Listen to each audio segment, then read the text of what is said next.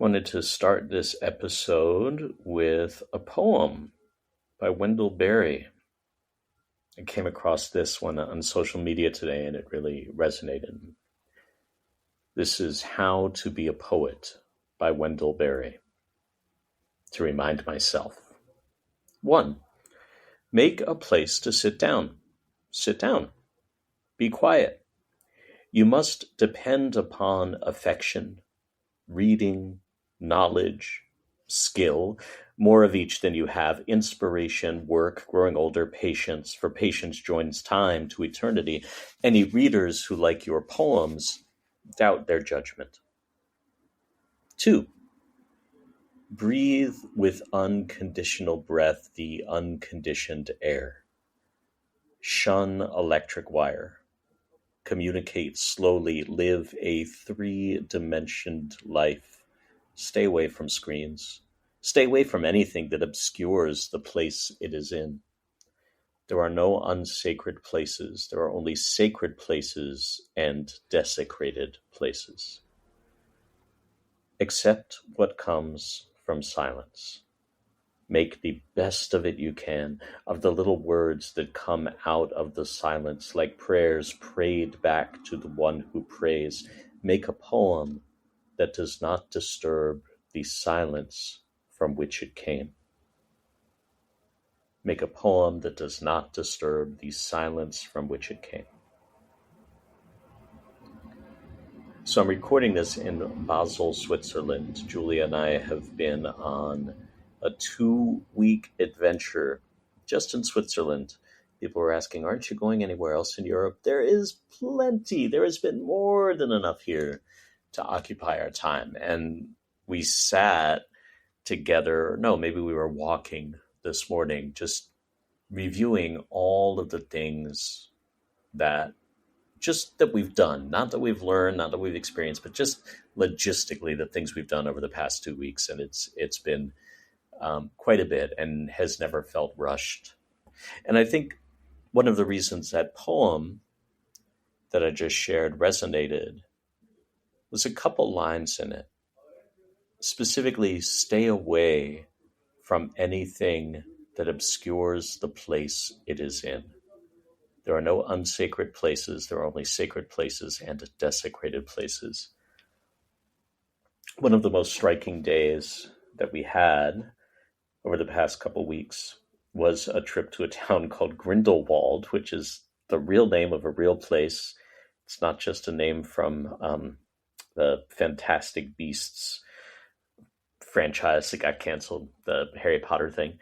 And this is a small town right in the middle of the Alps. And we took the train up, and immediately, just as soon as I got off the train, I was crying, because there are very few things that really inspire that sense of instantaneous awe.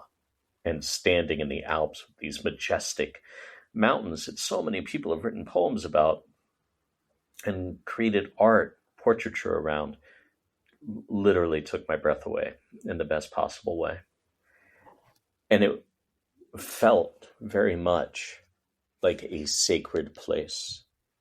And when Wendell Berry says, stay away from anything that obscures the place it is in, everything there, and actually almost everything we've seen in Switzerland, is there to highlight the beauty of the place it's in. Nothing is there to obscure it, to hide it, to try to dominate it. At least the places we've been feel very much like they are in harmony with the water, in harmony with the mountains. So a few weeks ago, when I recorded that last episode after visiting Tent Rocks in New Mexico, I think one of the things I talked about in that episode was this idea that people have been doing ceremony and ritual on that land for thousands and thousands of years, and you can feel it. And the Alps felt completely different. They felt self-sufficient in their own energy, as if they know that they're so magnificent and so powerful that they don't really need to be in. It's like they tolerate people. They don't really need to be in relationship with people. And sure enough, we did some research on, what was the, were there any Celtic or other indigenous uh, rituals or ceremonies ever kind of in the Alpine region? We couldn't find anything, but there are a lot of folk tales and fairy tales about dragons and gnomes. My favorite one about gnomes is that there were gnomes in a small town in the French Alps, and they discovered a whole bunch of gold because that's what gnomes do, and they opened up a vein of it and made the rivers flow with gold so that the human village in their area would be enriched. And it worked. The humans were delighted, and they got all of the gold and hoarded it, and then they started fighting over it, and then they started trying to dominate each other in other villages. And the gnomes saw this and were so disappointed and disgusted at how their gift was being perverted that they triggered an avalanche and just wiped the village out. Um, that's the kind of power that lives in these mountains, and it was incredible and such a beautiful restorative experience to walk in them for a little bit. And I had brought a crystal from home and got to wash it in an alpine stream, which felt pretty unreal. One of the other things, there's been chapters to um, this trip. We've been in 4 locations, also has very much corresponded to the energy of the 4 directions. So in the 3rd chapter or 3rd direction, we were visiting with my oldest friend, one of my oldest friends who I've known since I was 9 years old, and she and her family live in Switzerland, in a town on Lake Geneva. And there's something so powerful about dropping back into connection. And we don't talk that often. So it was kind of a big deal to, she had invited us to visit. It was kind of a big deal to get to spend time with her and her family. And it was so beautiful to drop back into an ease of connection that I think is only possible when you spend time with people whose brains and bodies have co-developed with yours. Like, we were friends from the ages of 9 to 17 or 18. And of course, we've stayed in touch off and on since then.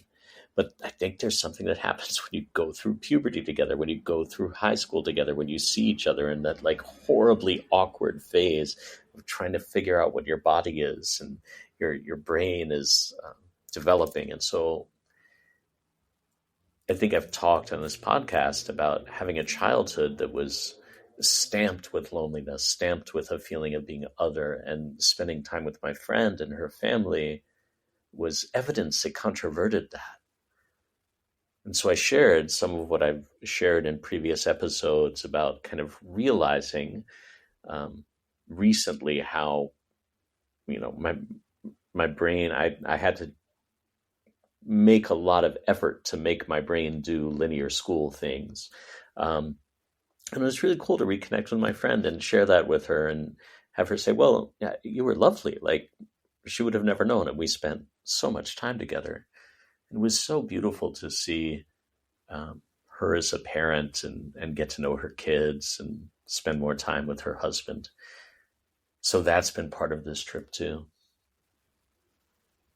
I think there's one more bit of this that has really been powerful about the past couple weeks. And I know that this episode is skittering all over the place, just like trains in Switzerland. But I think the other thing that's really struck me has been how easy it has been to navigate around the country using the train system. And I know Swiss trains are famous all over the world for their they just run on schedule. But what that allows them to do is to be scheduled very close to each other. So you'll pull into one station and have like 1 minute to transfer to another train.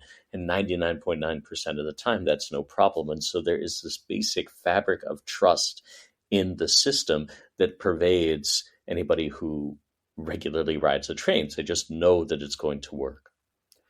And there's also a sense of safety in the social fabric of all of the places we've been, where children will wander around after school or after dark alone.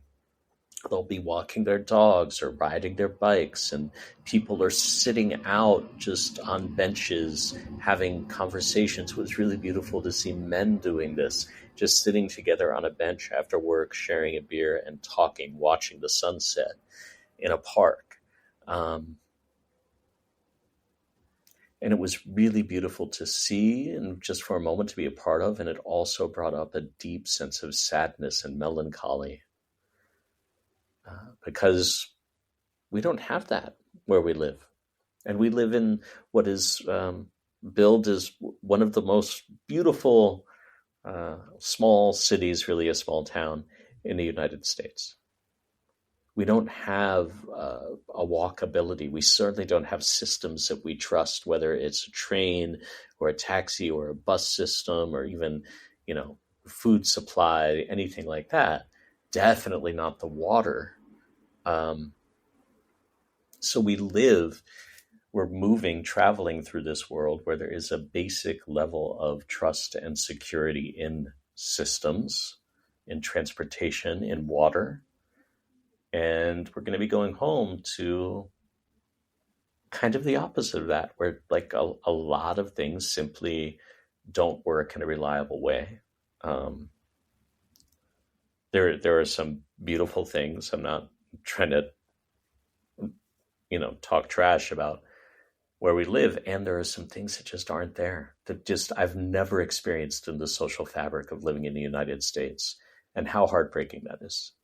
And it feels like a lot of what's going on now politically is kind of a natural extension of what happens when you have a society that is built on a foundation of mistrust. On the trains here, they don't often check your tickets. When they do and you don't have one, there's like a really big fine. But for the most part, they simply don't check the tickets at all. And it's such a small thing, right? But the idea is they really do use an honor system. I cannot imagine anywhere in the United States doing that. People would instantly cheat it, right? So there was that study many, many years ago where teachers, it was shown that the way teachers treat children and observe them, not even anything they do towards them, but their expectations of the children do actually influence the children's behavior. So if you treat the child, or if you have the presupposition that a child is going to be a problem, and I think this was done in a racial context, right? So teachers would assume that children of color were going to be problem children. Then that child would be more likely to act out. Whereas if you go in with the expectation that the child will be, well behaved, a good student, whatever, then the child is much more likely to behave in that way.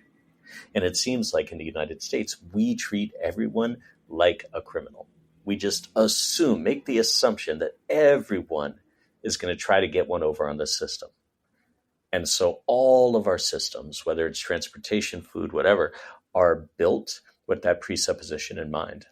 And it's also done, I was talking with someone at a conference a few months ago who runs a leadership development program, and she shared that one of the first things that they do in the leadership development program is share with the students the 5 habits or 5 characteristics of dysfunctional teams.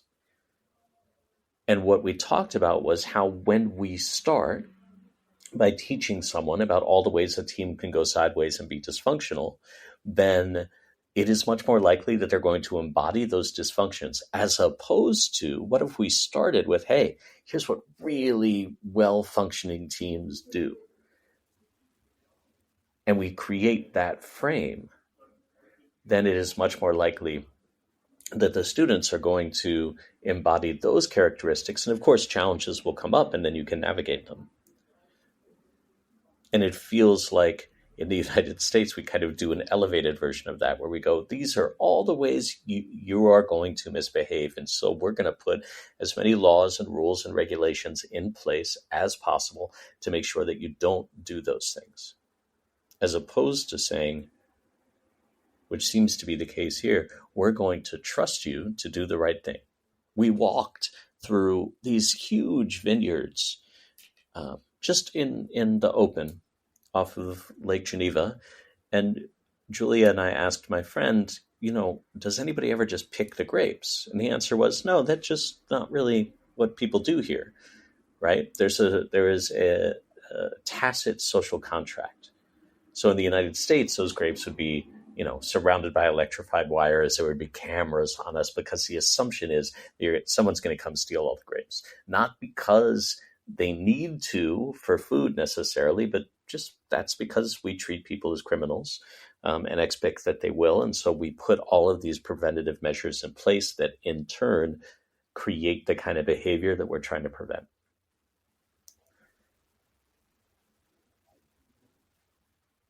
None of which, I want to bring us back to the poem just before closing out. None of which is how we become a poet.